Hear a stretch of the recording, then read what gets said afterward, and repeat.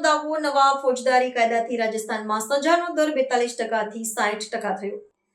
કેન્દ્રીય ગૃહમંત્રી અમિત શાહે જયપુર ખાતે એક કાર્યક્રમમાં સંબોધન કરતા દાવો કર્યો હતો કે દેશમાં નવા ફોજદારી કાયદાઓનો અમલ શરૂ થવા બાદ રાજસ્થાનમાં ગુનાની સજાનો દર કન્વિક્શન રેટ 42%થી વધીને નોંધપાત્ર રીતે 60% પહોંચ્યો છે।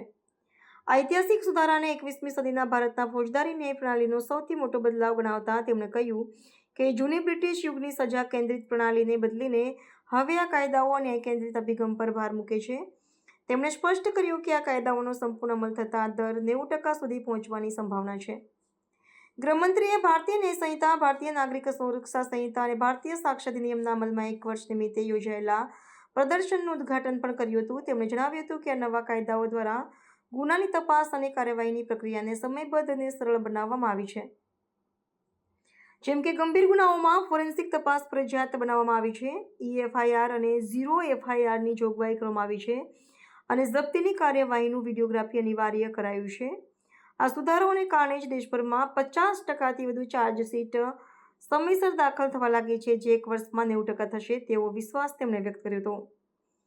અમિત શાહે ભારપૂર્વક જણાવ્યું હતું કે આ કાયદાનો મુખ્ય ઉદ્દેશ ન્યાયની સરળતા સુનિશ્ચિત કરવાનો છે। તેમણે આશા વ્યક્ત કરી હતી કે 2027 પછી દાખલ થનારી કોઈ પણ FIRનો નિવેડો સુપ્રીમ કોર્ટ સુધી માત્ર 3 વર્ષની અંદર આવી જશે। આ નવા કાયદાઓમાં આતંકવાદ, ટોળા દ્વારા થતી હિંસા અને સંગઠિત ગુનાઓ જેવી આધુનિક પ્રકૃતિના ગુનાઓને પ્રથમ વખત સ્પષ્ટપણે વ્યાખ્યાયિત કરવામાં આવ્યા છે।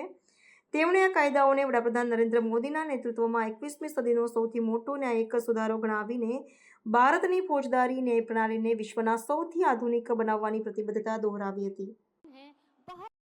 राजस्थान की जनता को बताने आया हूं, राजस्थान में सजा कराने का दर 42% था, 42%। पुलिस 100 लोगों को पकड़ती थी, इसमें से सिर्फ 82 लोगों को सजा होती थी। ये कानून लगाए हुए 1 ही साल हुआ है और ये 42% को हम 60% तक पहुंचाए।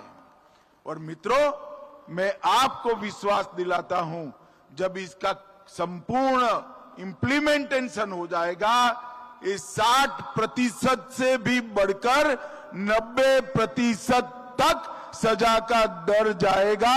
ये सभी प्रकार के वैज्ञानिक प्रावधान इस कानूनों में किए हैं। मुख्यमंत्री राजस्थान